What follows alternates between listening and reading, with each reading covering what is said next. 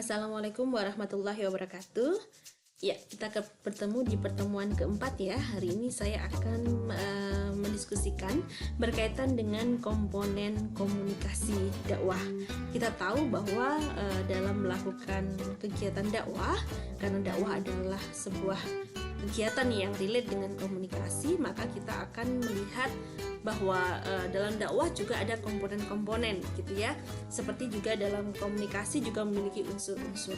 Unsur-unsurnya juga sama, komponen komunikasi dakwah dengan komponen komunikasi hampir sama, hanya saja ini direlatekan atau dihubungkan dengan kegiatan dakwah begitu. Baik, sudah siap ya untuk menyimak penjelasan saya setelah ini? Oke, kita masuk ke slide pertama. Nah, kalau kita bicara komponen komunikasi dakwah, ada beberapa hal yang perlu kita bahas dalam pertemuan kali ini. Yang pertama adalah dai. Dai ini adalah pendakwah atau orang yang menyampaikan pesan dakwah. Di pertemuan sebelumnya saya sempat sampaikan bahwa dai ini tidak sekedar how to communicate ya, tapi how to communicate and change their behavior atau mat'u behaviors gitu ya. Dai ini kalau dalam komunikasi disebut sebagai unsur komunikator. Selain dai juga ada yang dinamakan sebagai mat'u ya, mat'u atau kalau dalam komunikasi disebut sebagai komunikan. Nah, kemudian ada message atau pesan dakwah, ya sama kan seperti di komunikasi, di unsur komunikasi.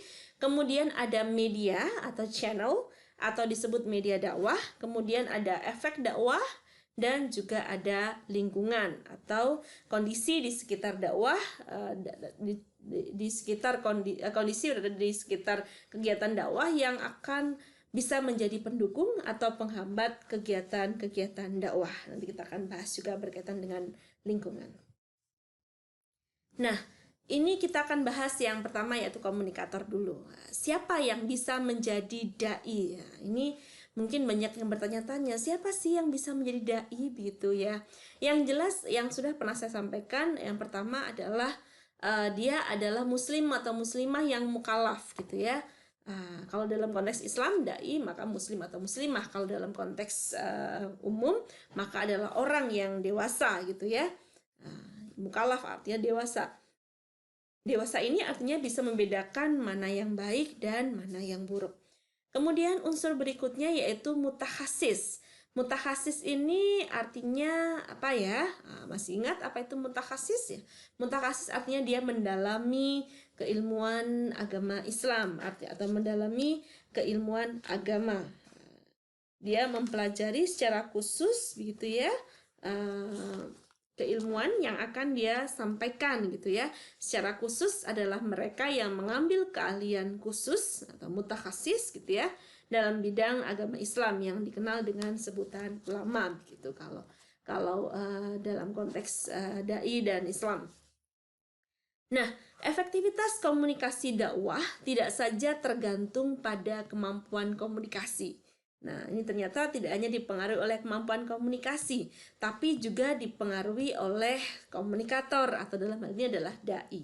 Komunikator di sini atau dai ini perlu memperhatikan yang disebut dalam dua hal ini, yaitu etos komunikator dakwah dan sikap komunikator dakwah. Dua kondisi ini yaitu etos komunikator dan juga sikap komunikator harus betul-betul diperhatikan oleh seorang dai. Apa itu etos, apa itu sikap? Baik, sekarang kita bahas etos dulu ya. Etos komunikator dakwah ya. Etos adalah apa sih etos itu? Etos adalah nilai diri seseorang yang merupakan paduan dari kognisi, afeksi, dan konasi. Nah, artinya dalam etos ini keefektifan komunikasi dakwah ini akan ditentukan ya dari bagaimana seseorang itu memiliki kognisi, afeksi, dan juga konasi terhadap dakwah. Nah, suatu informasi dalam dakwah ini akan komunikatif, akan tersampaikan secara efisien jika terjadi proses psikologis yang sama antara dai dan mat'u dalam proses tersebut, begitu ya. Nah, ada perpaduan dari kognisi, afeksi, dan konasi. Kognisi merupakan proses dalam memahami gitu ya mat'u, atau memahami juga apa yang akan disampaikan, afeksi yang berkaitan dengan perasaan gitu ya, perasaan dari komunikator, dan konasi adalah aspek psikologi yang berkaitan dengan upaya atau semangat dari seorang komunikator dakwah. Ada beberapa faktor yang termasuk pendukung etos gitu ya, yang perlu mendapat perhatian oleh para dai atau komunikator dakwah. Ya, faktor pendukung etos ini yang pertama adalah kesiapan. Ada istilah ascendit sin labore, descendit sin honore. Siapa yang naik tanpa kerja akan turun tanpa harapan. Begitu juga dalam mempersiapkan komunikasi dakwah. Kesiapan seorang dai tampil di mimbar ini harus ditunjukkan pada khalayak ya. Jadi seseorang muncul dalam forum di depan mat'u ini harus dengan persiapan matang gitu ya. Ini akan terlihat dari gaya komunikasi yang meyakinkan. Seseorang yang memiliki persiapan yang matang akan tampak dengan gaya komunikasi yang meyakinkan. Ini berbeda dengan mereka yang tanpa persiapan. Yang kedua adalah kesungguhan atau seriousness ya. Kesungguhan ini seorang dai dalam menyampaikan atau membahas suatu topik harus menunjukkan kesungguhan ya. Sehingga akan menimbulkan apa? Menimbulkan kepercayaan mat'u kepada si dai ini. Boleh saja menyisipkan misalnya humor-humor segar dalam dakwahnya, tapi harus hati-hati. Jangan sampai berlebihan sehingga kemudian dai menjadi seorang pelawak. Ini juga tidak efektif dalam proses komunikasi persuasif ya. Karena dalam public speaking itu ada public speaking persuasif, ada public speaking informatif, dan juga public speaking yang bernilai hiburan. Karena dakwah ini bukan hiburan, maka sebisa mungkin jangan berlebihan ketika menyisipkan humor. Kemudian yang ketiga adalah ketulusan ya. Dai harus membawakan kesan kepada mat'unya. Dia harus hati-hati menghindari kata-kata yang mengarah pada kecurigaan terhadap ketidaktulusan komunikator ya. Nah, dai dalam berkomunikasi yang terampil ini dapat menstimulasi gitu ya fakta pendukung etos ini sehingga bisa menghindarkan kesan palsu ya. Jadi harus tulus. Ketika dia sampaikan, ini berkaitan dengan psikologi dalam diri seorang dai. Kemudian yang keempat adalah kepercayaan. Seorang dai harus percaya diri, namun jangan sekali-sekali bersikap takabur. Kadang-kadang karena orang saking pinternya, kemudian dia merasa paling hebat, paling sombong, tidak boleh ya. Ada kita bisa terjebak pada hal-hal seperti itu. Kemudian ketenangan ya, seorang dai dalam berbicara ketika dia tenang, dia meyakinkan, itu akan menguatkan ideasi ya. Ide-idenya akan lebih kuat sehingga jawaban yang terlontar ini adalah jawaban yang bijak dan argumentatif. Berikutnya keramahan. Ya, keramahan ini penting. Jangan jadi dai yang merengut.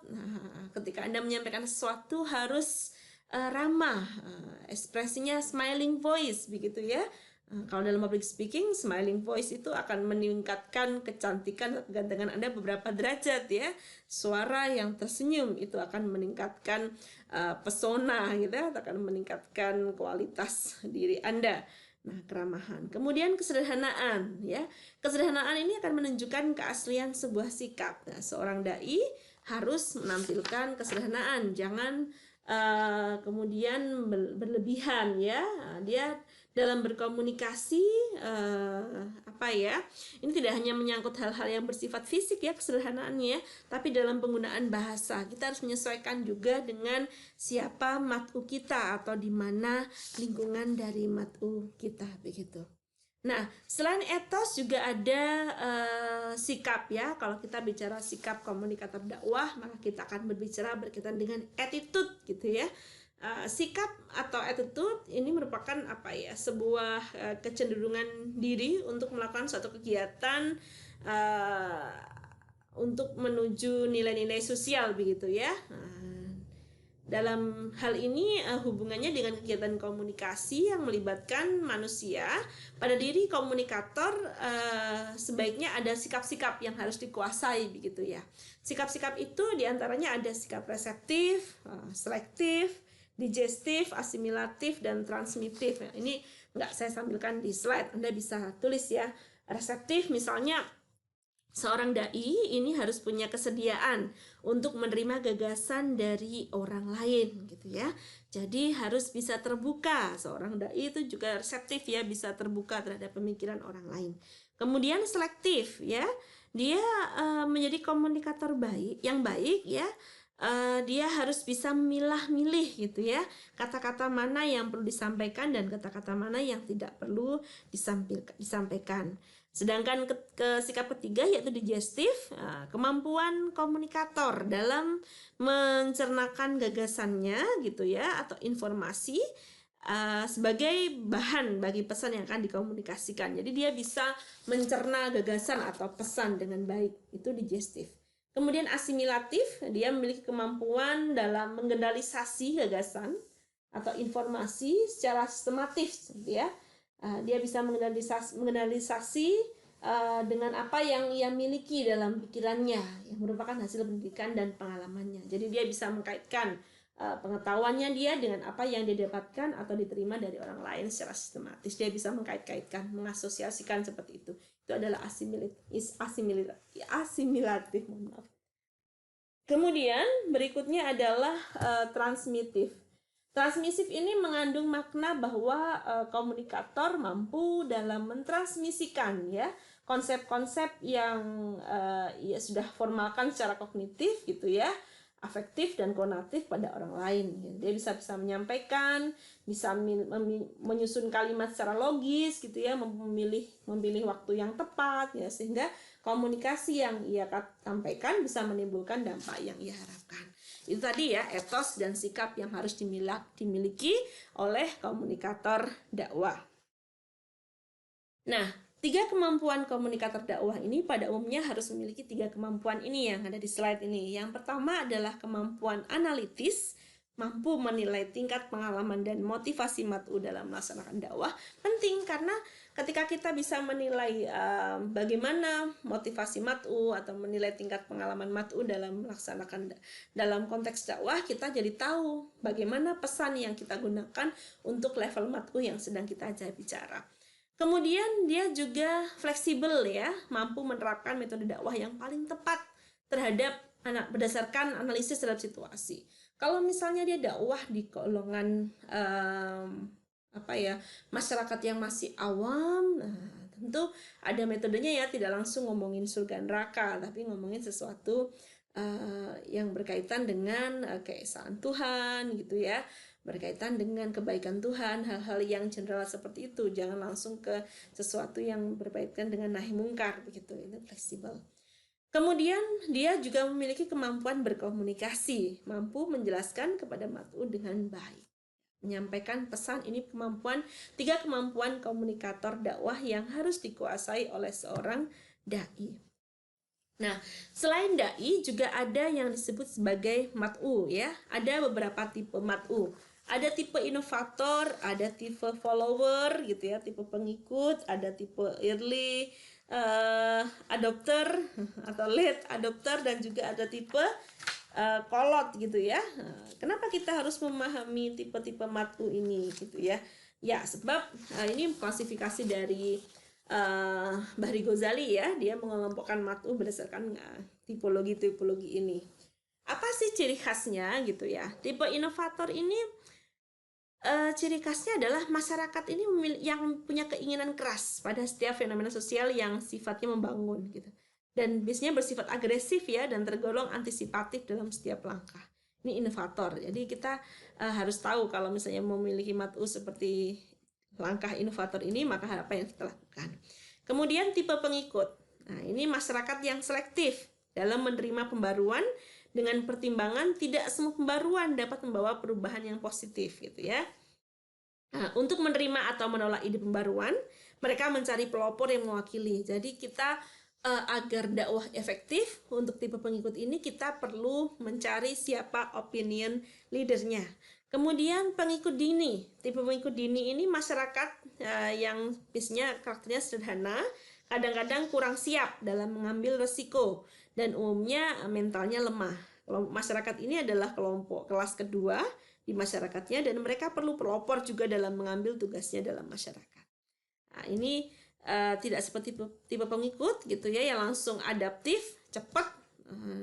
Tapi dia pengikut dini ini dia kelas kedua ya. Mereka perlu pelopor juga.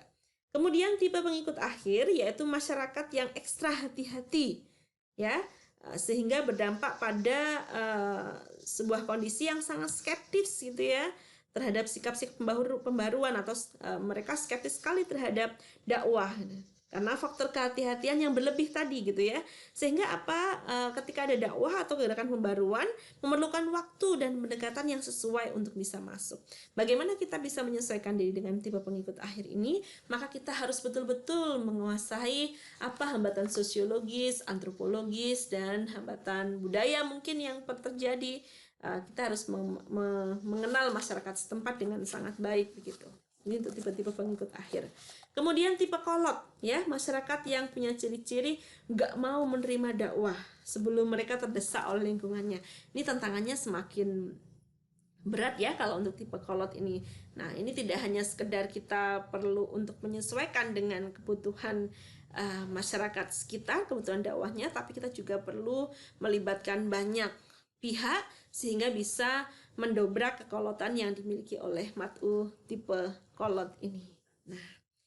Nah, ketika kita menyampaikan materi atau isi pesan dakwah, sebenarnya apa saja sih Bu yang perlu kita sampaikan?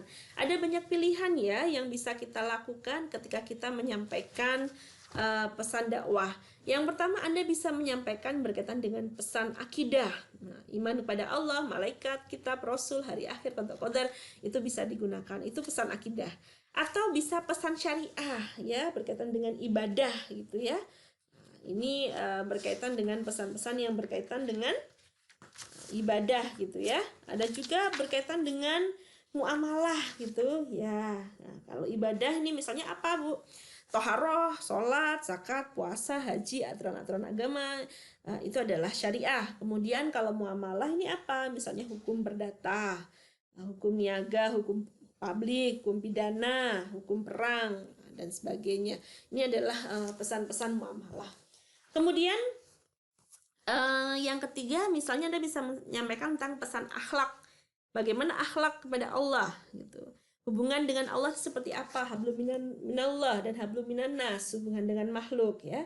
Akhlak terhadap manusia, bisa diri sendiri, akhlak terhadap tetangga, pada masyarakat, atau juga akhlak terhadap bukan manusia, pada tumbuh-tumbuhan itu juga, atau ada pada hewan, itu juga bisa kita jadikan materi isi dari pesan dakwah.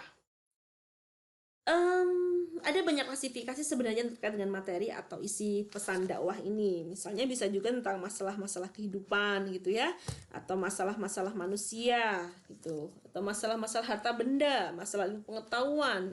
Itu banyak sekali yang bisa diulas menjadi materi atau isi pesan dakwah.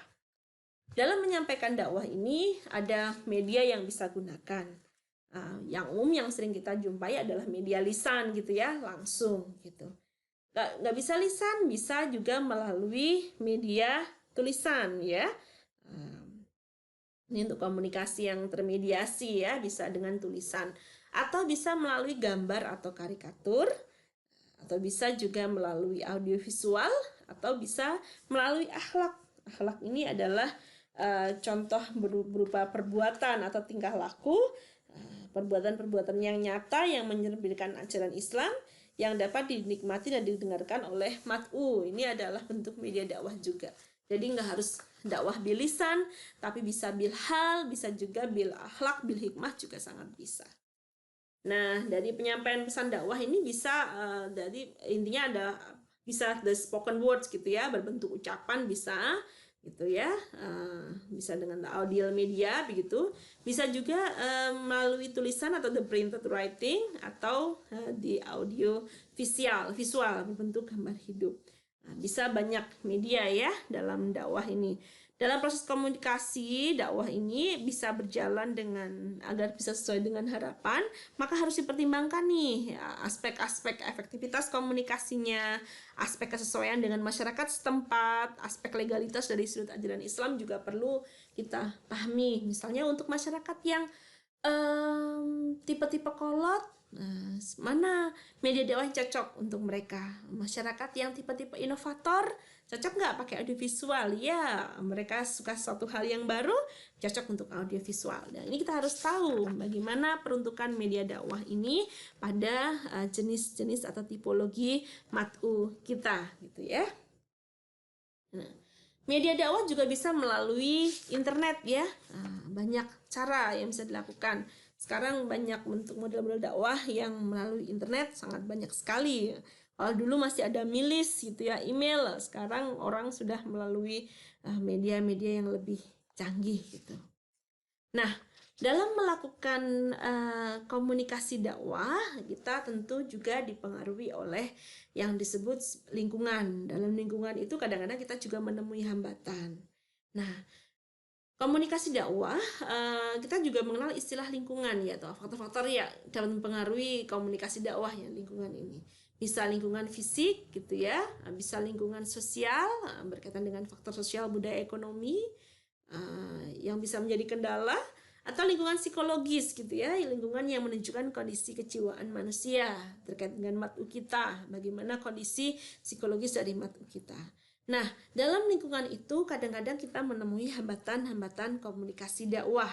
Apa saja hambatan-hambatan komunikasi dakwah? Di slide ini Anda sudah melihat ada 5 jenis hambatan komunikasi dakwah, begitu ya. Yang pertama adalah noise factor ya. Ada noise factor, ada semantic factor, ada interest, ada motivasi, ada prasangka, banyak sekali ya yang bisa apa istilahnya menjadi hambatan bagi proses komunikasi dakwah. Nah, apa itu noise factor ya? Kita perlu pelajari apa itu noise factor. Oke. Noise factor, sudah pernah dengar istilah noise ya? Noise atau gangguan ya. Hambatan ini bisa berupa suara ya, baik disengaja ataupun tidak ketika dakwah ini berlangsung. Seseorang yang misalnya sedang ceramah kemudian lewat pasukan drum band atau mungkin gangguan suara pesawat ya. Atau ketika mendengarkan pengajian di televisi atau tiba-tiba ada gangguan suara yang sangat kencang. Ini bisa mengganggu keberhasilan proses komunikasi dakwah. Ini noise suara ya, noise factor. Kemudian ada lagi semantic factor ya. Semantic factor ini apa? Semantic factor ini hambatan berupa pemakaian kosakata yang tidak dipahami oleh mat'u.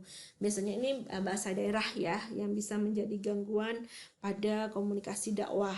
Kita perlu juga nih kalau misalnya kita tidak mengetahui bahasa daerah setempat, sebaiknya kita menggunakan bahasa nasional saja untuk menghindari semantic factor ini. Kemudian interest gitu ya.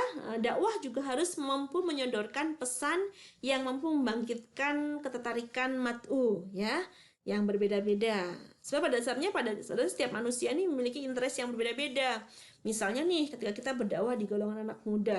Anak muda ini gampang sekali kalau misalnya kita berdakwah sesuatu yang berkaitan dengan kehidupan sehari-hari mereka. Percintaan, nah itu cepat sekali maksudnya. Pernikahan, itu dakwah-dakwah berkaitan dengan itu sangat cepat sekali mereka terima begitu. Karena itu sesuatu yang relate dengan kehidupan mereka. Kemudian motivasi. Motivasi ini bisa terlihat dari sudut mat'u ya. Bukan dai, tapi artinya motivasi ini dapat dikatakan sebagai penghambat dalam komunikasi dakwah. Mat'u yang tidak memiliki motivasi untuk mendatangi aktivitas dakwah ini juga bisa bermakna negatif ya. Ini bisa menjadi hambatan dari komunikasi dakwah. Kemudian prasangka ya. Hambatan yang paling berat terhadap kegiatan komunikasi dakwah ini adalah prasangka. Ya, prasangka ini bisa macam-macam. Misalnya, wah itu jangan-jangan aliran sesat nih dan sebagainya. Ini menjadi hambatan komunikasi dakwah. Misalnya kita beda mazhab atau apa, kemudian kita terlalu mengagungkan mazhab tertentu, wah ini bisa menimbulkan prasangka juga. Wah ini Wahabi nih dan sebagainya. Nah, ini prasangka ini menjadi hambatan dari komunikasi dakwah. Selain hambatan-hambatan tadi, juga ada beberapa faktor penghambat komunikasi dakwah. Ini perlu saya sampaikan karena bagaimanapun juga ketika kita menyampaikan komunikasi dakwah, kita akan sedikit banyak akan ketemu hal-hal ini sehingga kita tahu bagaimana yang harus kita lakukan begitu. Kemudian ini hambatan sosio-antropsikologis ya. Perbedaan jenis pergaulan ini bisa menimbulkan perbedaan komunikasi, perbedaan budaya, norma, kebiasaan, dan kondisi psikologis komunikan bisa mempengaruhi keberhasilan dakwah. Sebagai contoh misalnya, kita ini misalnya pendakwahnya dari golongan pesantren yang tidak tahu tentang pergaulan anak-anak muda zaman sekarang yang sangat kuper kolot. Kemudian ketika dia melihat ada seorang perempuan yang melintas dengan baju mini, kemudian dia sangat reaktif sekali. Wah, itu masuk neraka pasti. Wah, gitu. Ini bisa menjadi hambatan sosio-antropsikologis ya. Karena ini membuat mat'u langsung shock, kaget gitu ya, karena perbedaan jenis pergaulan. Nah, kenapa dakwahnya Gus Baha itu lebih mudah diterima oleh mereka yang mabuk-mabukan dan sebagainya? Ya karena Gus Baha memahami bagaimana pergaulan-pergaulan itu gitu ya, pergaulan di kalangan itu, sehingga memudahkan ya bisa menipiskan hambatan sosio-antropsikologis ini. Nah, kemudian hambatan semantis, perbedaan bahasa bisa menimbulkan salah tafsir. Ini nanti kita bahas di diskusi. Saya punya beberapa contoh berkaitan dengan perbedaan bahasa ini bisa menimbulkan salah tafsir. Sehingga tadi saya sampaikan bahwa ketika misalnya ada perbedaan bahasa daerah, sebaiknya tidak menggunakan bahasa daerah. Sebenarnya menggunakan bahasa daerah itu bisa membuat Anda lebih dekat dengan mat'u ya. Tapi kalau misalnya Anda memang tidak paham, sebaiknya hindari.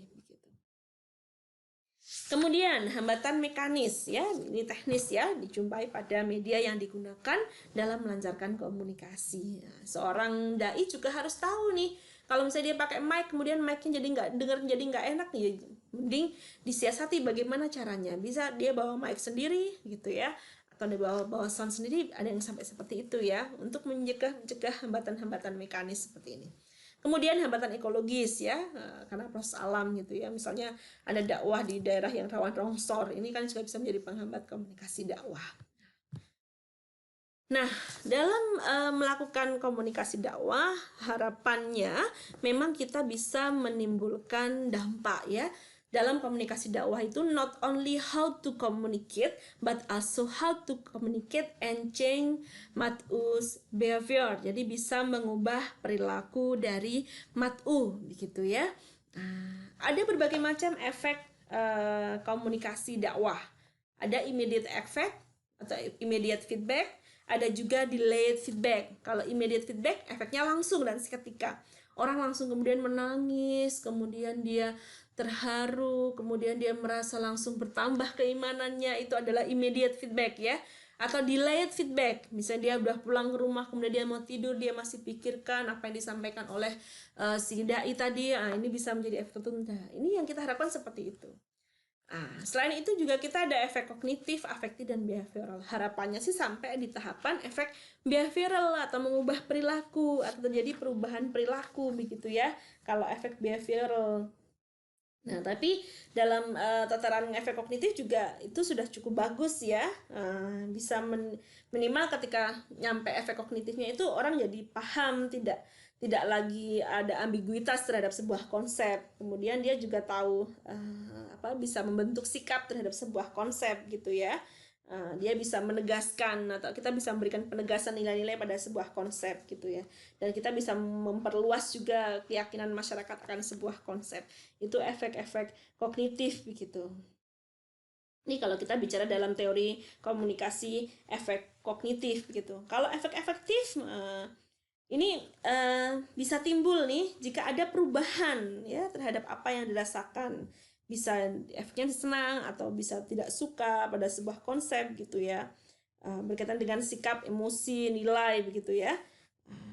Dalam teori komunikasi, efek afektif ini dipahami misalnya gini, ketika Anda mendengarkan sebuah kajian gitu, Anda dapat menciptakan kekuatan sekaligus kecemasan terhadap sebuah konsep. Bisa meningkatkan atau menurunkan dukungan moral terhadap sesuatu hal, Nah, ini adalah tahapannya sudah afektif. Kalau tahap behavioral, ini misalnya perilaku nyata gitu ya. Sudah ada pola-pola tindakan, ada perubahan. Misalnya biasanya nggak mau sholat tepat waktu, jadi kemudian setelah mendengar kajian itu ada efek behavioral. Langsung dengar adzan langsung sholat dan sebagainya. Nah, ini berarti sudah masuk levelnya adalah level ke perubahan perilaku berupa pola-pola tindakan, kegiatan, perubahan kebiasaan tindakan. Ini adalah efek-efek behavioral gitu ya. Nah, kalau kita golongkan berdasarkan respon dari mat'u atau umpan balik dari komunikan, sebenarnya mat'u juga bisa kita golongkan berdasarkan efek komunikasi dakwahnya ini. Ada juga mat'u yang masuk golongan simpati aktif, yaitu mat'u yang menaruh simpati dan secara aktif memberikan dukungan moral dan material terhadap kesuksesan dakwah. Nah, ini berarti dia golongan simpati aktif gitu ya. Kemudian golongan pasif, yaitu mat'u yang masa bodoh terhadap dakwah, tapi dia tidak merintangi dakwah. Ya sudahlah, biar orang dakwah, tapi ya sudahlah saya ikut-ikutan gitu aja. Itu golongan pasif ya. Kemudian ada golongan yang antipati. Golongan antipati itu seperti apa gitu ya? Mat'u yang tidak rela atau tidak suka akan adanya dakwah, dan dia berusaha untuk merintangi atau menghalangi peristiwa atau kegiatan dakwah tersebut. Nah, ini kita melihat mat'u dari berbagai macam bagaimana cara mereka merespon. Tentu diharapkan adalah golongan simpati aktif ya. Oke, baik. Nah, dalam komponen-komponen komunikasi dakwah ini, kenapa kita harus mempelajari hal itu? Karena sesungguhnya seperti yang disampaikan oleh Rasulullah, bahwa sesungguhnya Allah, malaikat, dan para penghuni langit dan bumi, sampai seekor semut dan ikan di laut akan mendoakan orang yang mengajarkan kebaikan kepada manusia. Ini menjadi salah satu semangat kita ya, dalam hadis Rasul At-Tirmizi yang disahihkan oleh Al-Albani ini, apa yang disampaikan oleh Rasul, bahwa kita ingin mengajarkan kebaikan-kebaikan pada manusia. Oleh karena itu, kenapa hari ini kita mempelajari komponen-komponen komunikasi dakwah dari dai, mat'u, sampai ke bagaimana efek dari komunikasi dakwah. Semoga penjelasan singkat saya ini bermanfaat. Kalau butuh diskusi lebih lanjut, kita akan sampaikan, kita akan diskusikan melalui Google Meet ya, biar bisa mengelaborasi contoh-contoh yang lebih banyak. Terima kasih anak-anakku sudah menyimak materi hari ini dengan baik. Semoga bermanfaat. Mohon maaf jika ada kekurangan. Assalamualaikum warahmatullahi wabarakatuh.